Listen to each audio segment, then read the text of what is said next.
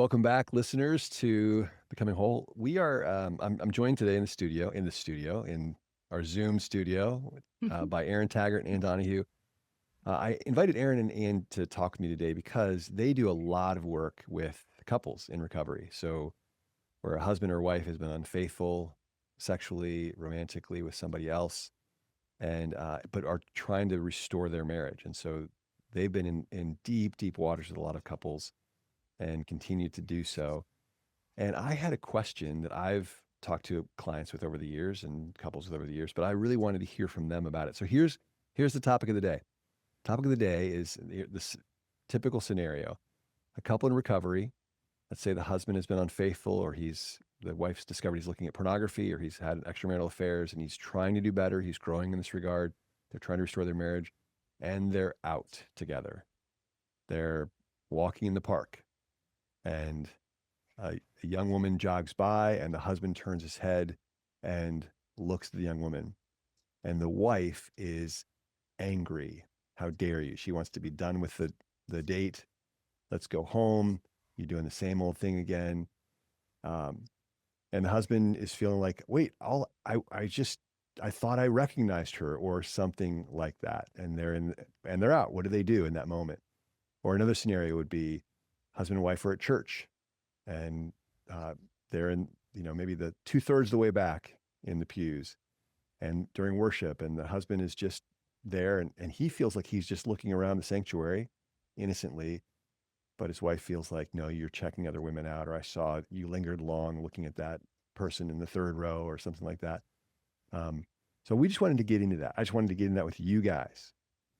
So let me just kick this question to you, general question. What's going on for, uh, as you hear me say, kind of give that scenario, what's happening for a husband? What's happening for a wife? Or what are some things that could be happening for each of them from your experience having walked with couples in recovery? So, Aaron, maybe let me start with you. Like, what's happening for a husband in that situation? Or what are some things that might be happening for him in that moment? Yeah, I mean, I don't know if he would recognize that or not, but I mean, the wife is extremely triggered, and depending on again maybe where they're at and walking that out, in recovery and things like that, I mean, automatically shame and different things can just kind of really come to the top of the surface. And so defensive, like, like I wasn't looking, and you can just get super defensive, which isn't helpful.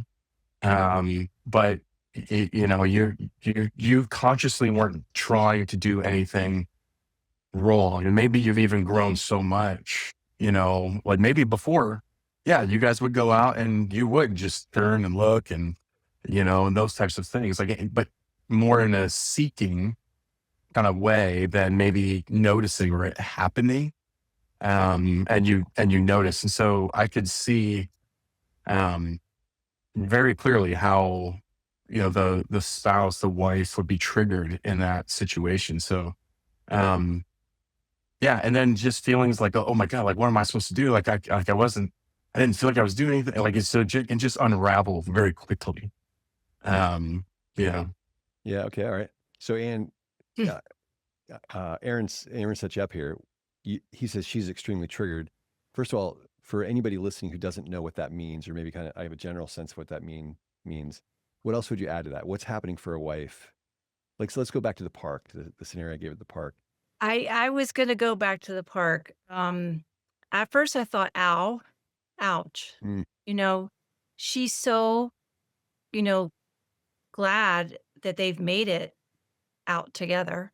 Maybe things have been really rocky for a long time, and now they're out together at a park, walking a loop or something, and so she's nervous anyway, but she's thankful it's the 2 of them. And then, he turns around and looks at somebody else, and just that sinking feeling, um, "I'm not enough, and here we are, we're back at this again, and I'll never be enough.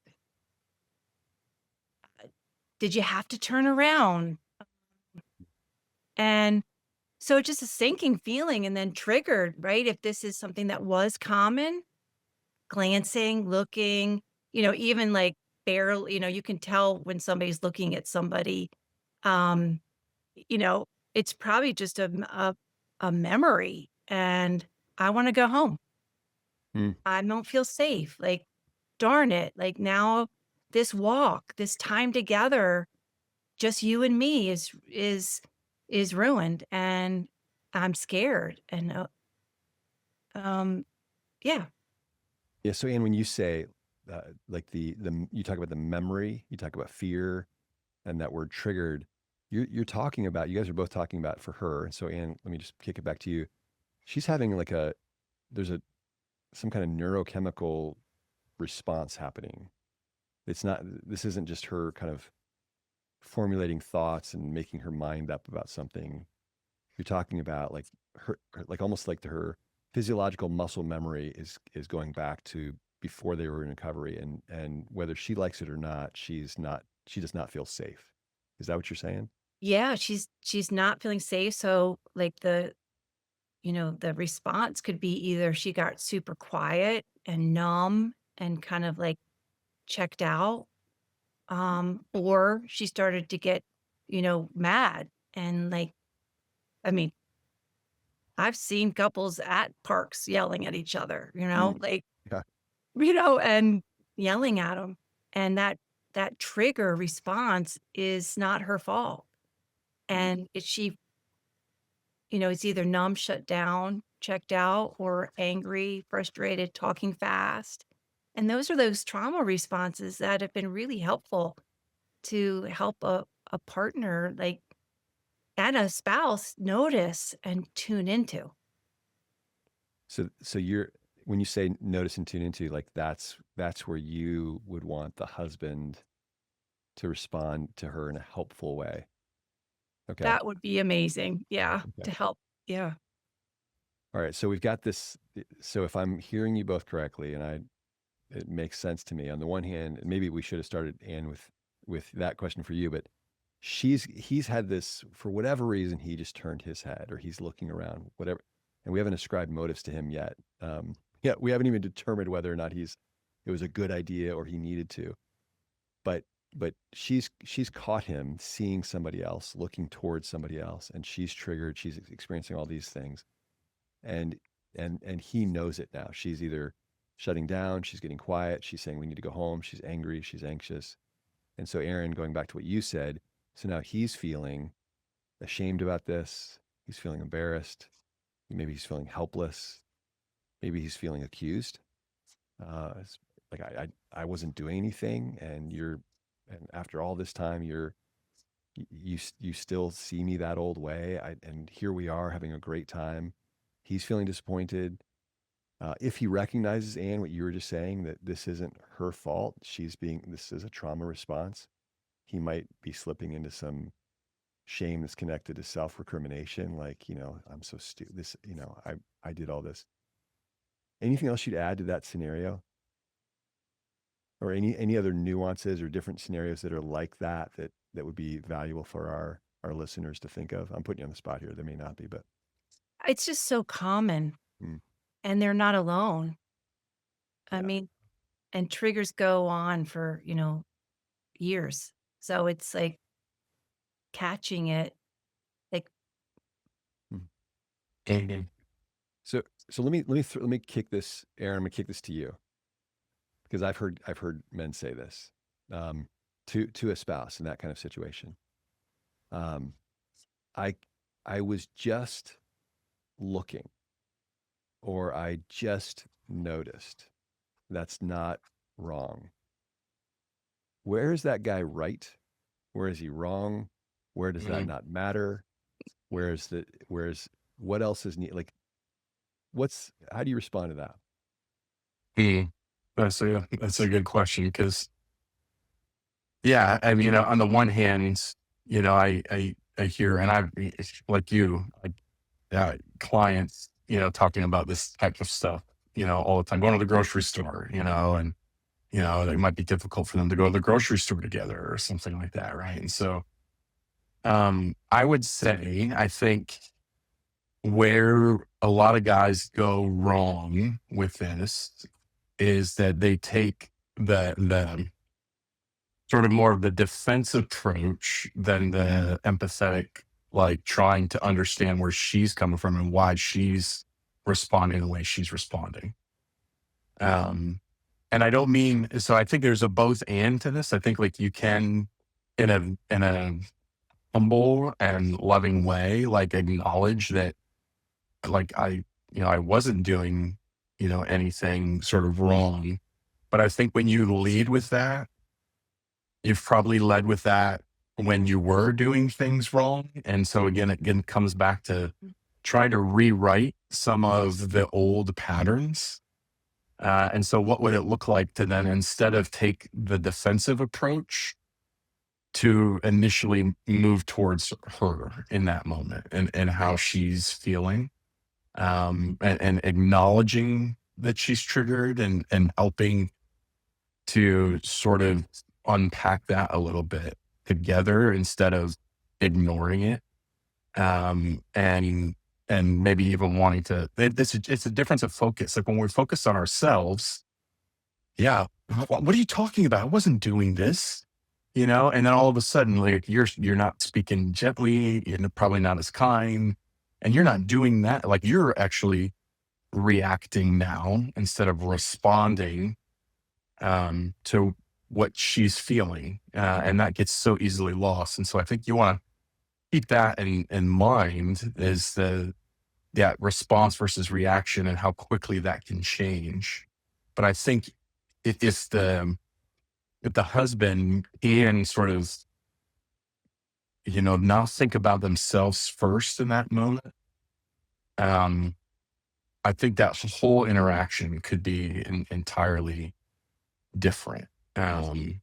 So, and that's not Yeah. easy. I'm not saying it's, oh yeah, like, this is just, it happens overnight. Like it doesn't happen overnight. It's, there are patterns and habits and ways of relating that need to be reestablished and kind of done differently. Just like that personal habits, like maybe are changing for him. Some of those relational habits also need to change and will probably take some time to Mm. do that. I think that's so key. I love the gentleness of that response. I also love how you're piggybacking what Ann said with his response. If it's defensive, it adds to the trigger. It doesn't help to Mhm. tend to her being triggered. Even if he didn't used to say, I wasn't looking when he was. The fact that especially if she discovered something that was hidden for a long time, she's going to be hyper vigilant. She's going to be looking at it as a protective mechanism, just understandable, for what she was missing before. And his reactive defensiveness of like, no, I wasn't looking.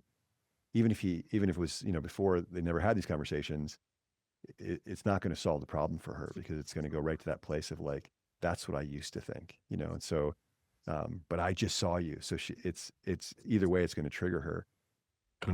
Aaron, what do you coach a guy? So you talk about, hey, this is a new way of learning to do this. Any tips or hints for a guy to shift gear? Like, I mean, I'm thinking about conversations with my wife and how easy it can be for me Yeah.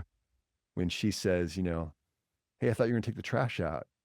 And I was, and I just haven't yet, like, to be Yeah. reactive. Like, Yeah. any hints or tips or things that can help a guy to begin to get a quicker reflex to respond with thinking about her as Mhm. opposed to thinking about himself? Yeah. I mean, it really, it does take some time and trying to learn, like, I've come to learn, like, even for myself, like different ways of relating with my wife, like at moments when I can take a brief pause before entering into, conversation or, something that might feel a little heated.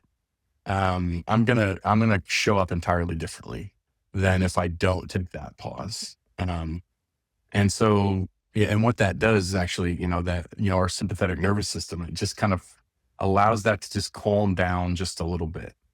I know some people, and my wife and I have done this, if we just need to take a small break, 5-minute break, come back, just take some breaths, calm down, whatever. But I think it's acknowledging that, which is so key, and then learning to try to implement that. In this case, if you're trying to acknowledge the trigger and move towards her, this really great coach named Donahue one time shared this document with me that she had gotten, Thanks, I think Aaron. from you're welcome, from Jake Porter, and it's called Making Saves. And so it's an acronym, and it just kind of walks through just like what are you trying to do in that moment? You're trying to see her. You're trying to you're asking, flat out, are you feeling this way? Are you triggered? You're validating. I totally get why you'd be triggered, by this. It makes a lot of sense, and then you're empathizing with her. And then you're trying to provide some security for her that, and maybe you're not saying, oh, I wasn't looking, but like just letting her know that you're here with her right now, in the midst of how she's feeling, in the midst of this trigger, in the midst of this response. And those actions are greater than the words that he could share, right? If he's, I wasn't looking. She's not hearing that. She's seeing the actions, right? And trying to kind of decipher between the two is, the actions are always, I tell my clients all the time, when it comes to your spouse, your actions will speak louder than words ever could in that recovery journey, in your relationship moving forward. Your actions mean everything. Mm. Yeah. Yeah, that's really good. Well, and I like saves a lot. One of the things I'd say about the validating piece, I think one of the things that can be helpful, super helpful I understand I understand why you would feel that way. If there can be ownership that ties back to, oh, given what you've been through or given what I put you through, I can understand Yeah, why this happened. absolutely. Yeah. So it's not like I totally get what you're going, like, Yeah, no, and I think that's actually a very important part of it. The validation is, but you're free to feel the way that you want to feel. No, that's not we're not saying that. That we're saying, well, yes, we are saying that, but we're also saying there's an ownership in, oh yeah, there's a reason she's feeling that way, and it has to do with actions that I have done, in the past, or the different wounds that I have created, and so I'm validating the way she's feeling in the present as a result of, the sort of the consequences of my own actions. So there's so much ownership in that validating piece. Yeah, absolutely. and take us a little bit into the wife's perspective in that moment, the difference for her between a husband who says, or a time, let's just say it's the same person, the time that the husband says, honey, I really, it was innocent. I really wasn't checking her out. I really thought it was somebody I knew, or what, or I was just looking over there at Bob, not at her, like what, whatever it was. The difference between that kind of response in that moment, that's maybe on the calmer end. The more heightened end on his reactive part on his end might be the more defensive, like I wasn't doing, like raising his voice, or whatever. But take us into the difference between that kind of response from a husband to something that's more in lines with saves, whether that he's really walking through the acronym, or just validating, trying to see her and be with her where she's at. Yeah, it's the difference.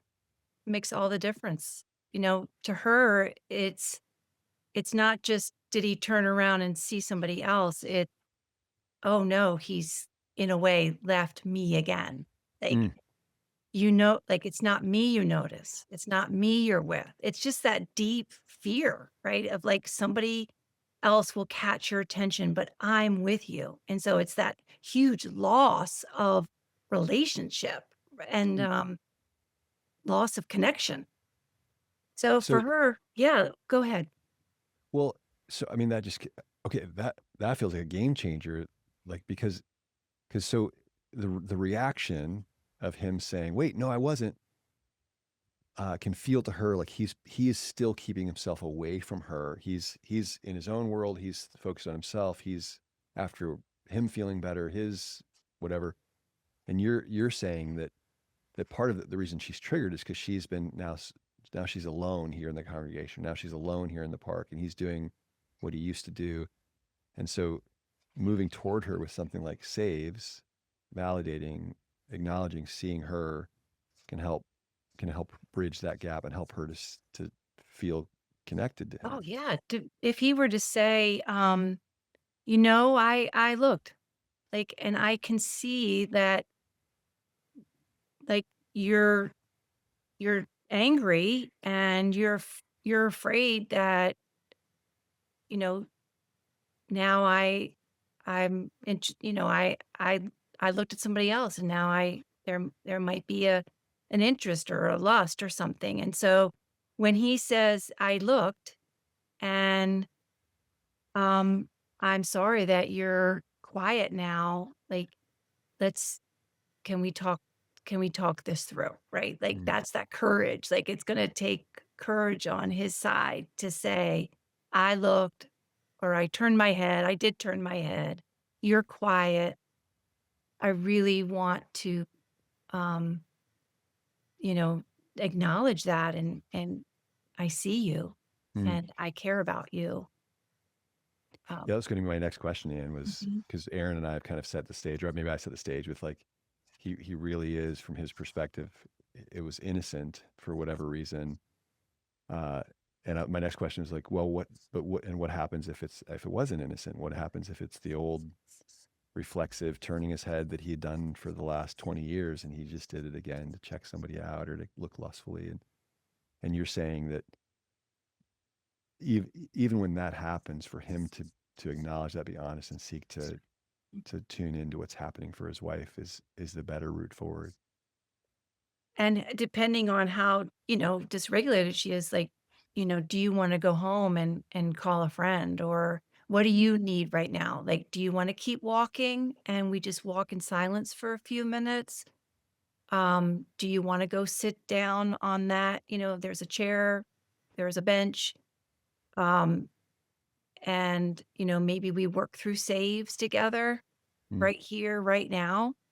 What giving her some choice to decide, you know, maybe she doesn't want the whole walk to be over and they can if he is empathetic and is acknowledging and he's keeping with his tone is you know moved from like a you know first maybe it was defensive but now he noticed how shut down she is or she's kind of curled up you know just kind of went into her shell like and he's like hey you're quiet.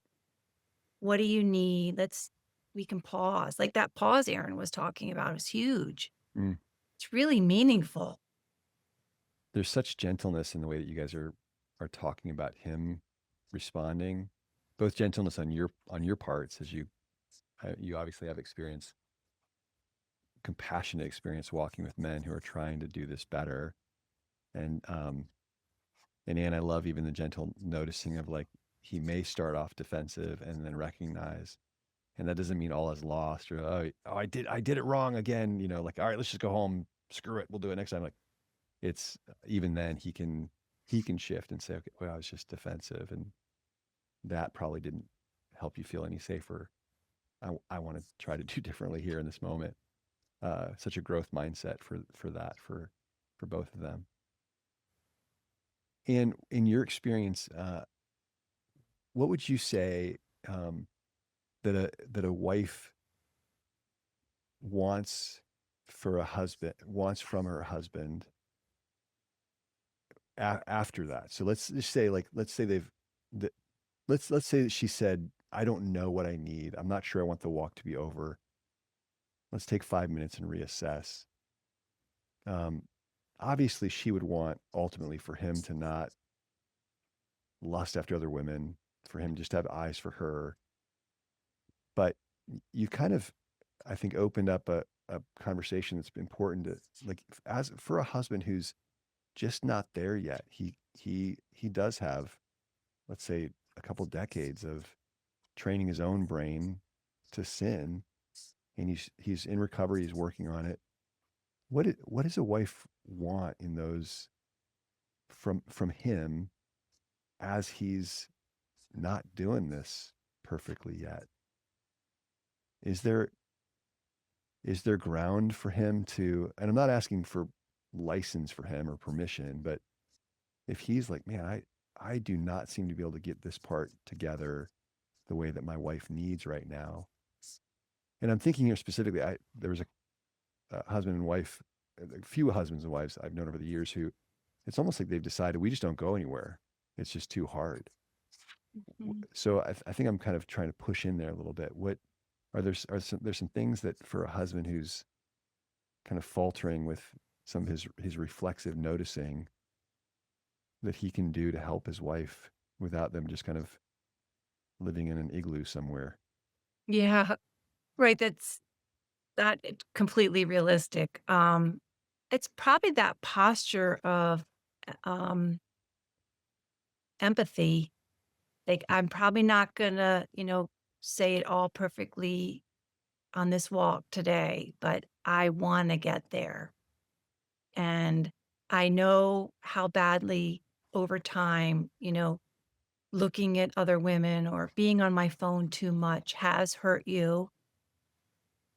I want to to be on your team and on your side about this and acknowledge like that this pain and maybe you're quiet right now isn't against me. It's you trying to navigate all that you're feeling, like with rejection or sad or angry. And I'm gonna just call a buddy about Mm. this and just talk to somebody who's further down the road. And how can I grow in this and be safer for you and trustworthy and Yeah, know your triggers, spot them, and, yeah, respond differently. yeah. It's interesting how both husband and wife are having to learn to deal with their variety of triggers. Um, him triggers to lust, his triggers to be defensive or secretive or to pull away or push back. Her triggers when it comes to the trauma she's experienced, to try to self protect, to shut down, to pull away. Um, It kinda takes courage on both parts, right? If he's courageously saying, "Hey, I can tell you're quiet and you're or withdrawing." It's gonna take courage for her to also say, "I am, um, mm, and I need a couple of minutes." hmm. It's a whole nother way of relating. It's not just like let's get this sexual thing buttoned up so that you're doing it the right way and we're all going to be better. It's really like how we're going to learn to relate differently with each other, to see each other differently, to extend grace to each other differently, to own our own stuff differently, um, while also expecting that the other person is going to be growing as well. Mhm. I Um, like this phrase, "Always begin again." And if this, particular incidents didn't go great and parts did go good, just notice where you were a little bit different. hmm, And, maybe later, 30, 40 minutes later, be like, "Hey, if that were to happen again, would you ever want me to grab your hand or, put my hand on your shoulder or I let you walk ahead for a little bit?" What can I do differently next time? hmm, What would really help you next time if this happens again or another scenario like this happens again? yeah, yeah, that's great. That's great. You guys have both also talked about how just in this case, and we know this for early recovery from sexual addiction, but how they're both going to need other people they can talk to. They can't, especially early on, they're not going to be able to just kind of sort through all this on their own. They're going to need other people who they can trust to lean into. And Aaron, I was thinking about what you were saying earlier about his reactivity. We've heard so many guys over the years say things like, "Man, I'm working so hard, and it doesn't seem to be even making a difference for her." And then couple that with, in that moment, his objective is going to be to try to get outside of himself and his feelings to empathize with her. Is there space or place for him after the fact, or a rhythm he can introduce to like invite somebody else into that, to say, man, I just need to call a brother who maybe understands me and who can empathize with me about just how it's tough. It's tough to wait. It's tough to walk through the long road of recovery. And if so, what's the difference between that and just griping about his wife or not wanting to Mhm. change? Yeah. Well, I mean, I would say first, you know, don't don't gripe about your spouse. That's never a good thing. Even in really trusted like relationship, right? Like I think it should be a goal. And I'm not saying you can't talk openly and honestly about things, but your heart intent shouldn't be to kind of throw them under the bus, so to speak. It should be to, share, what's going on for you, what's going on for her.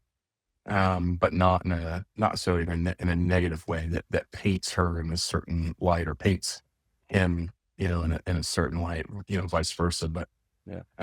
yeah, I mean, a trusted friend, I think is super important. I mean, that's where so much coaching like this comes up all the time. Like there was an instance, and we worked through that because maybe they weren't able to do that together. Maybe they're in a lot of cases it's because they're so early in recovery. Maybe they don't have the skills yet, or the ability, or the sometimes even language to talk Hmm. about some of these things and realize, like, yeah, you know what? There is a reality.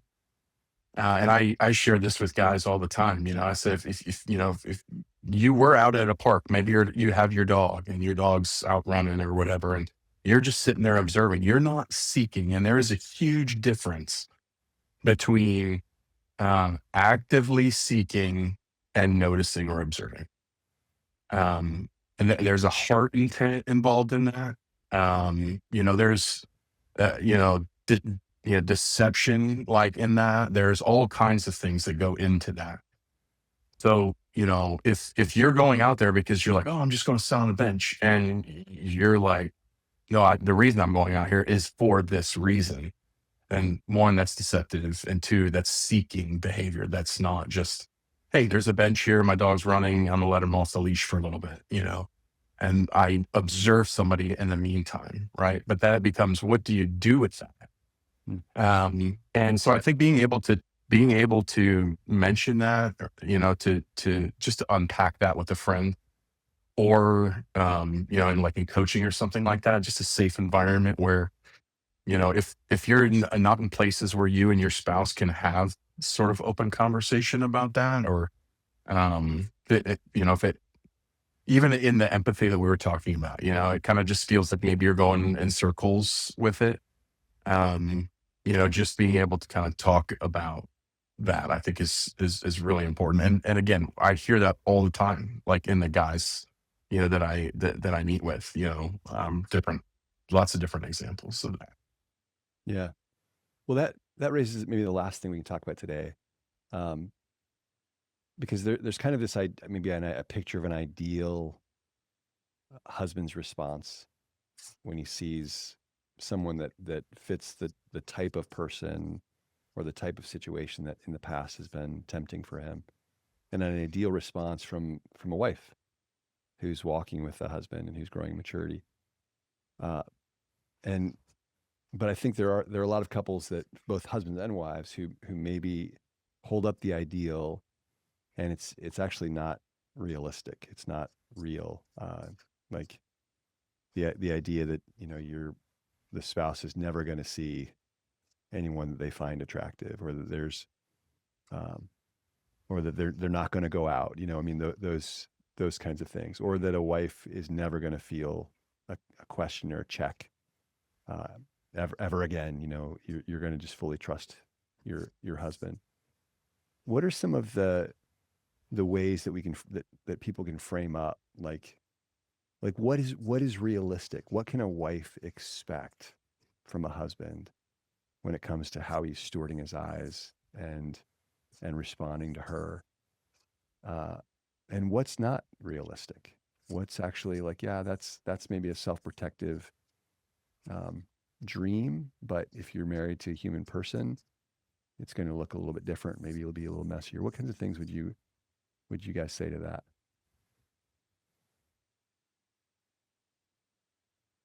That's a big question. Mhm. I mean, the hope is growing more and more like someone's eyes for with purity. And that's the hope, right? Sobriety and purity and goodness. So Aaron, And yeah. let me lead you a little bit then, a little, because if you're working with a wife who says, "Hey, he he just, I mean, we were out and there were, three people in the park that I could tell he saw, and I just don't think that that's right of him."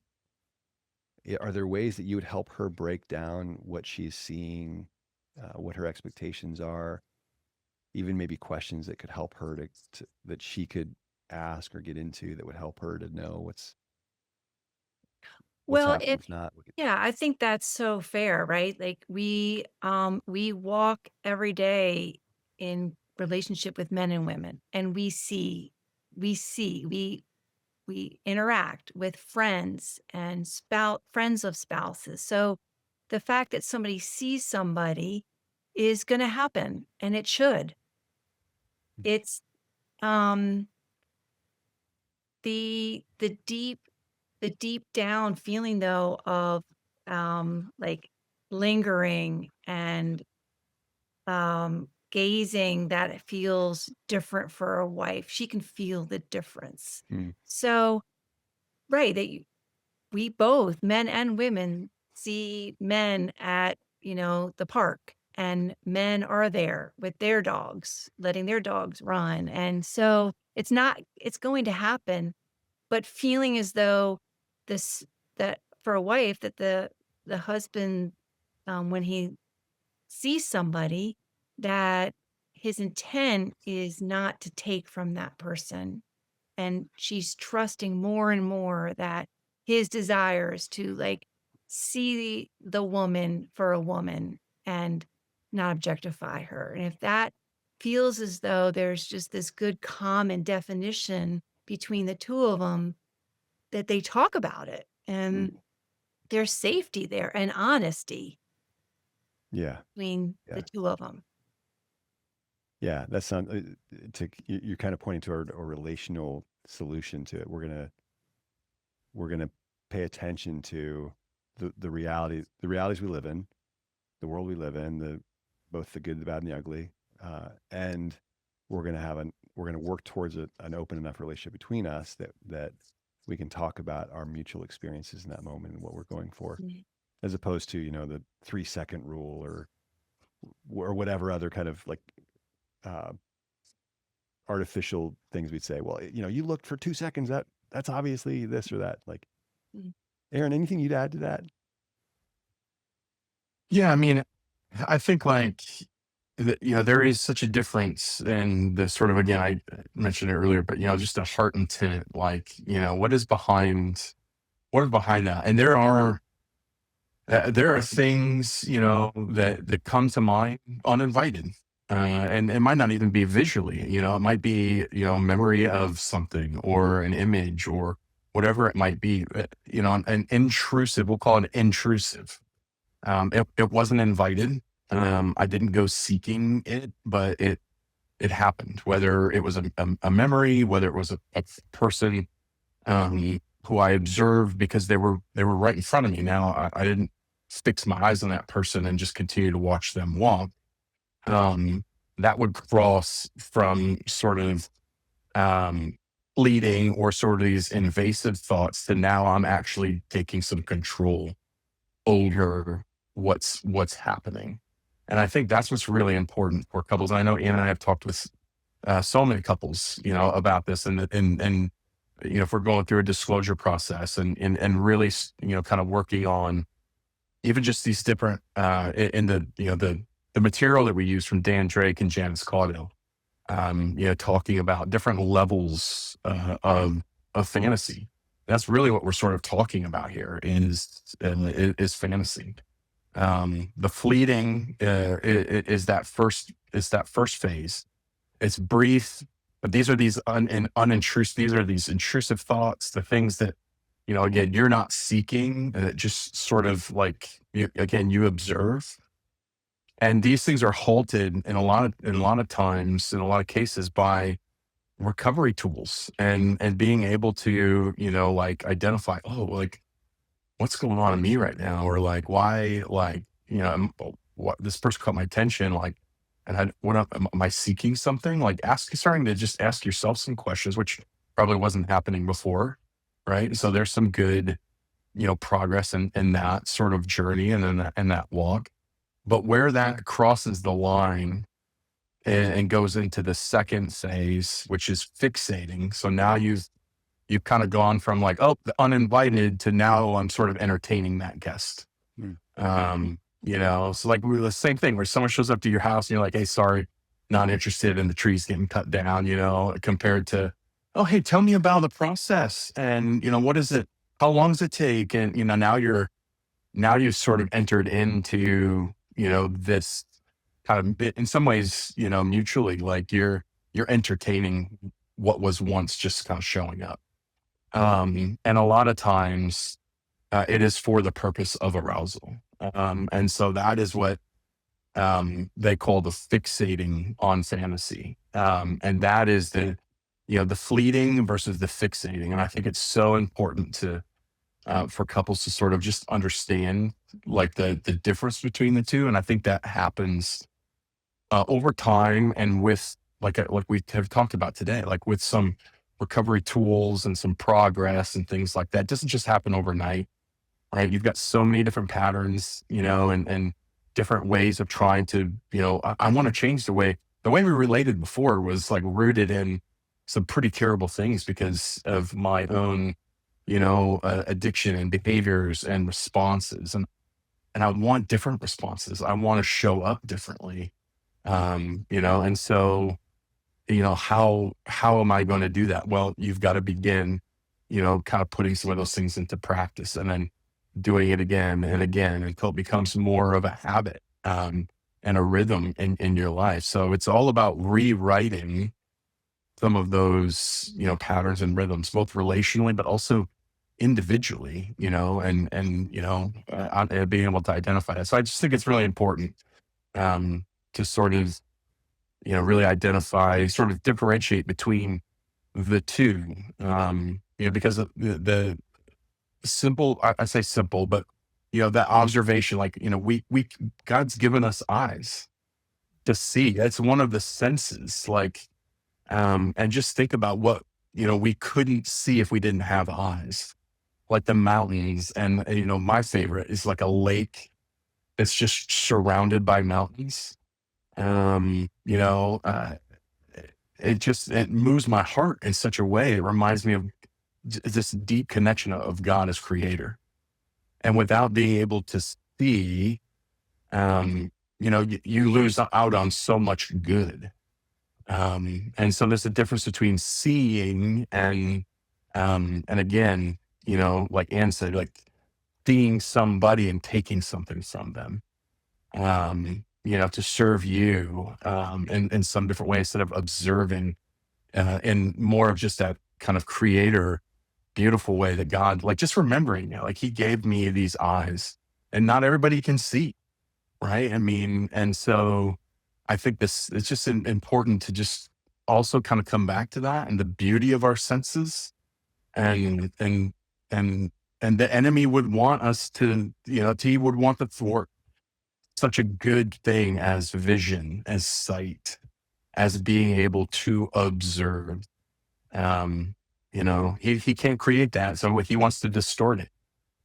He comes into that and tries to ruin, what God intended to be good, even just through sight. Yeah. Well, what's interesting too about in the whole scenario that we're talking about today is really the invitation for him to, his wife really does want him to see both other people, but also, and this is where you started. She wants him to see her, to notice her, Mhm. to be attuning to what's happening for her in that moment. So in a lot of ways, the reflexive or reactive response from a spouse who's just like, just shut it all down, uh, feels like safety, but in the long run, this is exactly what needs to be purified by Jesus, and he needs to practice participating in by turning his attention towards his wife and towards the beauty that God invites him to see in her. So yeah, such important waters and such an important conversation. And anything that you would add, kind of as we wrap today, that's like, if you had one piece of advice, and Aaron, I'll ask you this too, but we're at time, so you got a sentence or two, like piece of advice either for a husband or for a wife, um, even if it's something you've already said in this podcast, but you're like, yeah, this piece, this one, or if it's something you haven't shared, just welcome you to have kind of a last word, each of you, on for a husband or wife. I think for the husband would be, even if you stumble and even if your words feel wonky, and just keep at it, keep turning back towards her, and um I want to see you. Hmm, that's powerful. Thanks, Aaron. Aaron, what about you? Final word for a husband or wife? Mm. Well, we're recording this Monday of the beginning of Holy Week, and I can't help but think of Christ dying for us, and just a call to kind of die to ourselves in this way. I suppose for a husband to die to himself, and the need or want to justify, or to just kind of paint himself. I was like, I just observed, but just in that way, die, to be able to die to yourself, and take that step uh, towards empathy, for your spouse, is such a beautiful and hard move, but um, it's yeah, and I want to say it's gonna do wonders, but it's not like a magical thing. It's just that movement is so different. And especially the first few times that might even happen, it's gonna catch a spouse by surprise. Hmm. Like, oh, whoa, you weren't like, I was not expecting that. Like, and so that's what I would say. Just learn to die to self in that way. Yeah, yeah. I love you that you bring back to Jesus, because I think that I mentioned earlier just my own reactivity sometimes when it comes to stuff that's, relatively benign or just not finished between husband and wife. And there can be something really beautiful in the moment of self denial, to know that uh, we don't deny ourselves because Jesus doesn't care about us. He only cares about our spouse. We can deny ourselves because we have a Savior who sees us right where we are, and He does see both the husband and the wife, and cares deeply for them. Goes to the cross for each of them. So you Yeah. guys are a gem. If you don't know Aaron and Ann and the work they do with in as coaches with husbands and wives, with single people, with men and women, and with couples, and you are looking for some support, these two are just stellar coaches, and I'm grateful for both of you, and grateful for seriously the hard and deep waters you walk with couples. So let me just pray for the couples listening and the individuals listening, and then we'll wrap. So Lord, thank you that you see us all, and not just in a general mass, and not just observing from afar, but you see us intimately. That every woman listening, every woman who's a wife who's been hurt or betrayed, you see every bit of her pain, and you enter into it. And for every husband who's trying and faltering, and who feels defensive, you see him, and you care deeply about all the parts of him. So we pray that you'd help us to open ourselves to be seen by you, and to learn to see one another, husbands, wives, singles, as you do. And we pray these things in Jesus' name.